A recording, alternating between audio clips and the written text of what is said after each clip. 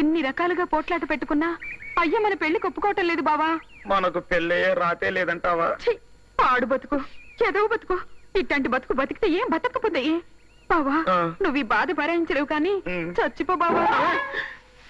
ఏంటి నేను చచ్చిపోనా? మరి నువ్వు? చచ్చేంత వరకు నిన్నే తలుసుకుంటూ ఎవరినో ఒకటి కట్టుకుని చచ్చినట్లు బతుకుంటాను. ఏడ్చినట్టుంది. చిలక చిలక మన ఇద్దరు ఏమిటన్నా పారిపోదామా? అప్పుడు నీ తలకాయ లేచిపోద్ది.